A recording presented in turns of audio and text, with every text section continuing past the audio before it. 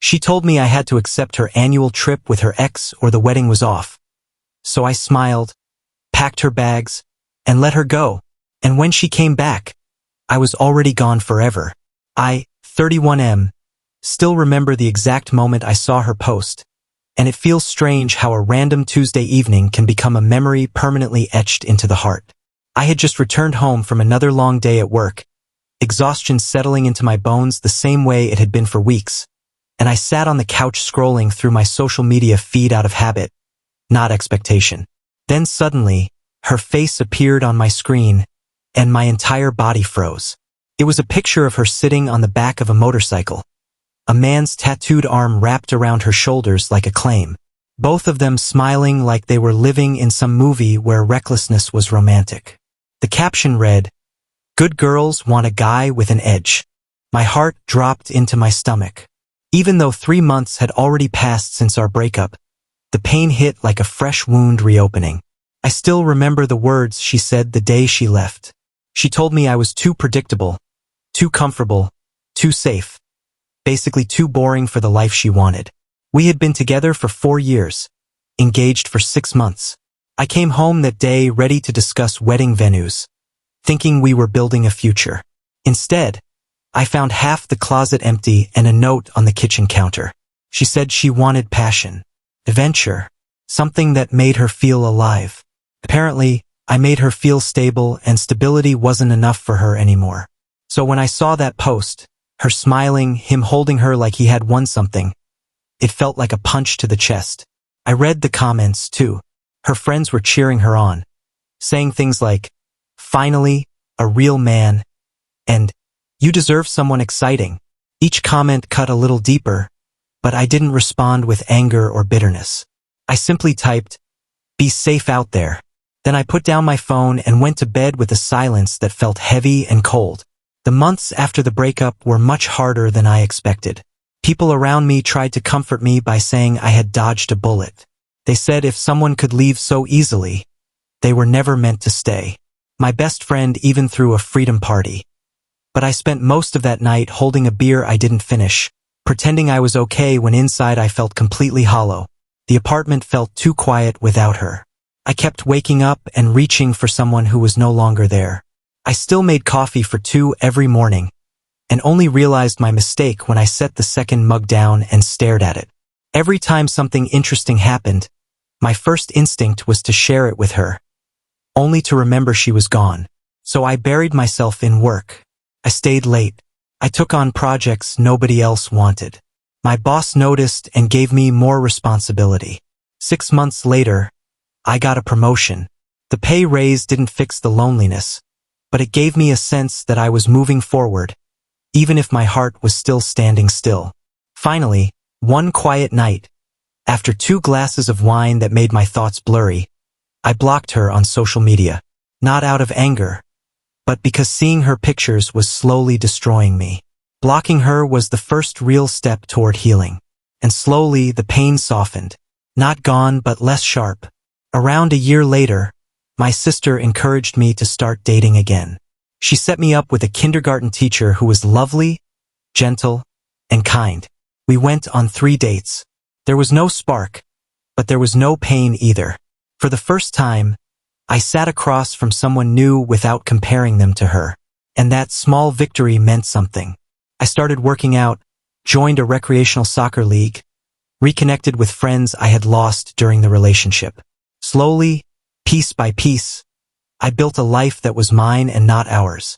It felt small at first. Then it began to feel peaceful. And eventually it began to feel full. And then I met the woman who would change everything. We met in a coffee shop, one of those simple places where people run into each other by chance. She heard my name when the barista called out my order and told me it was her grandfather's name, and she hadn't heard anyone our age carry it before.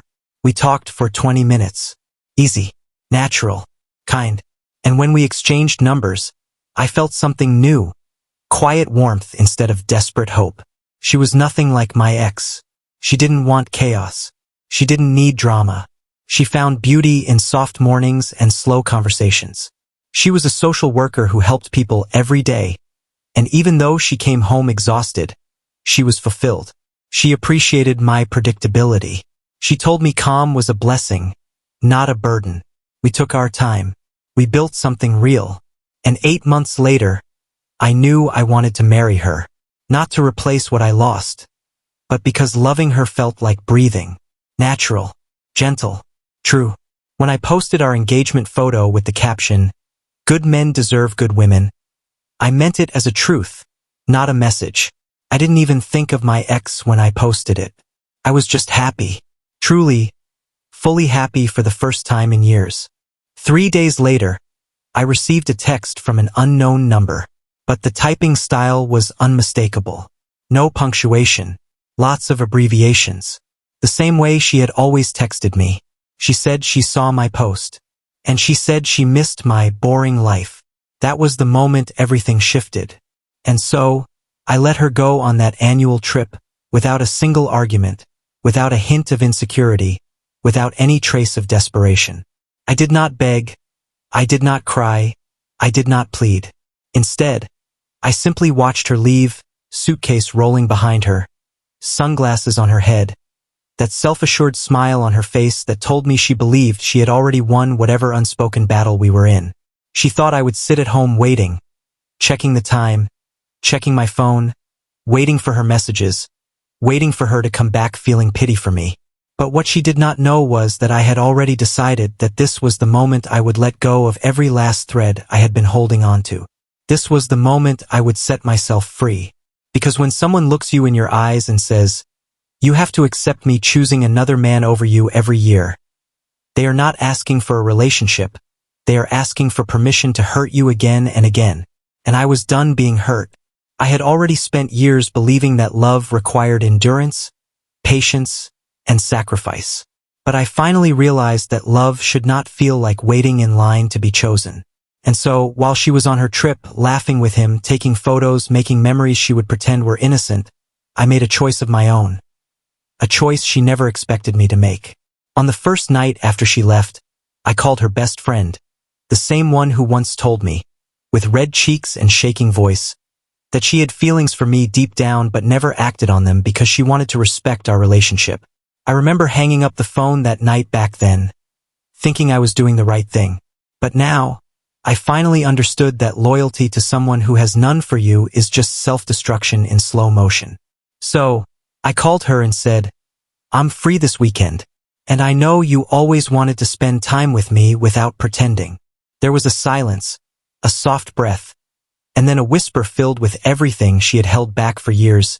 Yes, we went on a weekend trip of our own. Not to make anyone jealous, not to prove a point, not to replace one wound with another. We went because I wanted to feel wanted for once. I wanted to be looked at like I was enough. I wanted to laugh without feeling guilty. I wanted to remember that I was not something to be compared, tested, or chosen as a backup. And she made me feel seen in a way I had not felt in a very long time. We talked for hours, ate dinner on a beach cliff, watched the sunset as the wind tangled through our hair. And for the first time, I didn't feel like I was waiting for someone to return to me. I was already where I belonged. The morning after, my phone started buzzing nonstop, calls, messages, missed video chats, all from her. And that's when I knew the trip was over. Not the trip she was on, the trip I had been on for years, trying to convince myself that I was enough for someone who did not even respect me. When I finally answered, her voice was cracking, angry, accusing, trembling, all at once. "Where are you? Why aren't you responding? Why are you with her? Why would you do this to me?" And all I said was, "The same reason you go on that trip every year." Silence. A silence so heavy, it felt like the world stopped breathing.